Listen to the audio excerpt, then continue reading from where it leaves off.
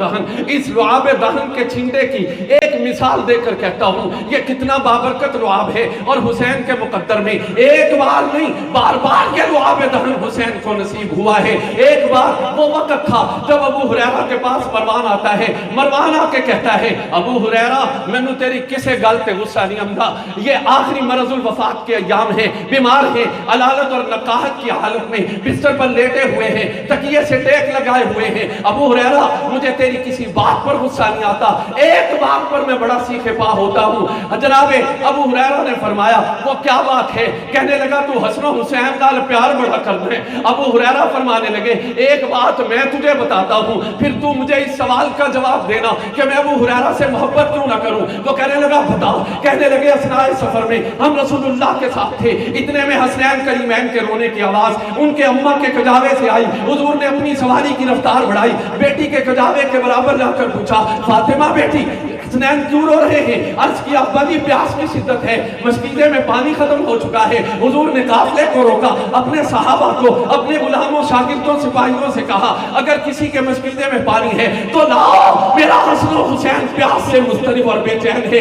لیکن پانی کسی کے پاس نہیں تھا۔ میں کہتا ہوں کیوں نہیں تھا؟ تو کہتا ہے اتفاق تھا، میں کہتا ہوں یہ تقدیر کی لکھی ہوئی تحریر تھی کہ میرے نبی ساری دنیا جان لے کسی کی پیاس دنیا میں ٹھنڈے پانی کی بوتل سے بجھے گی، مشروبات سے بجھے گی، اور کسی کی پیاس عالم محشر میں کوثر کے جام سے بجھے گی۔ لیکن ساری دنیا دیکھ لے، دنیا میں اگر حسن و حسین کی پیاس بجھا رہا ہے تو نبوت کا لعاب دہن بجھا۔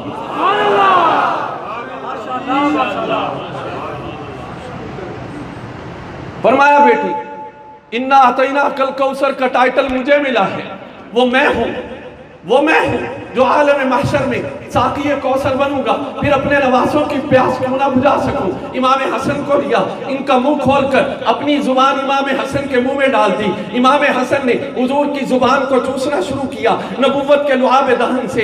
جب پیاس کی شدت میں کمی ہوئی پھر امام حسین کو لیا، پھر انہیں نبوت نے اپنی زبان ان کے منہ میں ڈالی، ان کو اپنی زبان چسوانی شروع کی۔ ذرا توجہ تو کیجئے، آج حسین کی ولادت کا دن ہے، حضور تشریف لائے ہیں، تحنیک کا عمل جاری ہے۔ حضور سب سے پہلے اپنا لعاب دہن حسین کے منہ میں پہنچاتے ہیں، حسین کے پیٹ میں پہنچاتے ہیں۔ مجھے بتانا جس منہ میں نبوت کا لعاب پہنچا ہے یہ کون سا لعاب ہے؟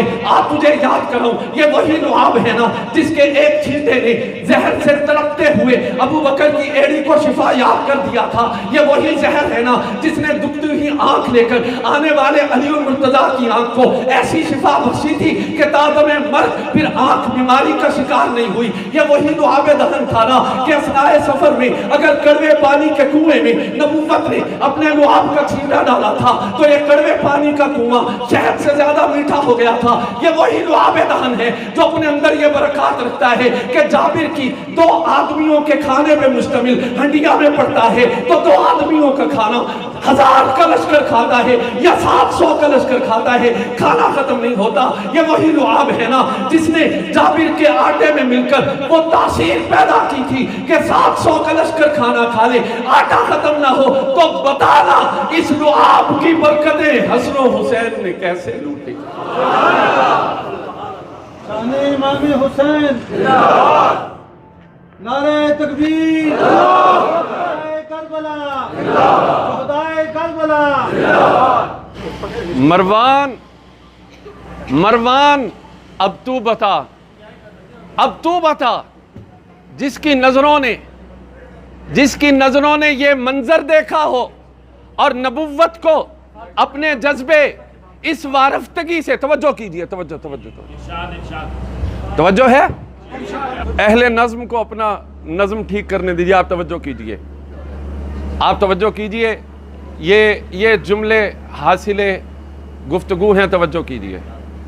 مروان جس نے اپنی نظروں سے نبوت کو حسین پر یوں اپنے محبتیں نچھاور کرتے ہوئے دیکھا ہو، جس نے نبوت کے وجود میں حسنین کریمین کے لیے یہ والہانہ پن دیکھا ہو، یہ وارفتگی دیکھی ہو، توجہ کیجئے، مجھے آپ کی توجہ مطلوب ہے۔ جس نے نبوت کے وجود میں حسنین کریمین کے لیے یہ وارفتگی دیکھی ہو، نبوت کے جذبوں میں حسنین کے لیے یہ والہانہ پن دیکھا ہو، بتا وہ حسنین سے کیوں نہ محبت کرے، وہ حسنین پر اپنی محبتوں کے پھول کیوں نہ نچھاور کرے۔ یہ جنازے کا منظر ہے، جنازے سے واپسی ہے۔ امام حسین کے چہرے، امام حسین کے قدمین خاک آلود ہو چکے ہیں، مٹی سے آلودہ ہو چکے ہیں، جوتے بھی مٹی سے آلودہ ہو چکے ہیں۔ جناب ابو ہریرہ امام حسین کو اونچی جگہ پر بٹھا کر اپنے کندھے کی چادر، اپنے سر کی چادر، آواز آ رہی ہے؟ سبحان اللہ، بے شک، سبحان اللہ۔ یار ساؤنڈ تو میری ضرورت ہے، آپ کی نہیں ہے۔ آواز آ رہی ہے؟ ماشاءاللہ ماشاءاللہ۔ پھر توجہ کیجئے، جناب ابو ہریرہ امام حسین کو اونچی چٹان پر بٹھا لیتے ہیں، اپنی چادر، اپنے سر کی چادر اتار کر جوتے بھی جھاڑتے ہیں، قدم بھی جھاڑتے ہیں، پنڈلیاں بھی جھاڑتے ہیں، لباس بھی جھاڑتے ہیں۔ حسین تڑپ کر کہتے ہیں، چچا جان یہ کیا ظلم ہے، کیا ستم ہے، آپ عمر میں بھی بڑے ہیں، مقام و مرتبے بھی بڑے ہیں، یہ کیا عمل ہے؟ فرمایا بھتیجے اگر دنیا کو تیری عظمت کا پتہ چل جائے، اگر نبوت نے تجھے جو محبت عطا کی، جو مقام عطا کیا، جو عظمت عطا کی، اگر دنیا کو پتہ چل جائے، دنیا تجھے زمین پر قدم بھی نہ رکھنے دے۔ ارے ابو ہریرہ کی محبت دیکھ، آج میں تیرے جذبوں میں، تیری سوچ میں، تیری فکر میں، تیرے نظریے میں، تیرے مسلک میں، تیرے مشرب میں، تیرے وجود میں وہی محبت دیکھنا چاہتا ہوں جو ابو ہریرہ حسین سے کرتے ہیں۔ بات بہت سیدھی اور سادہ ہے۔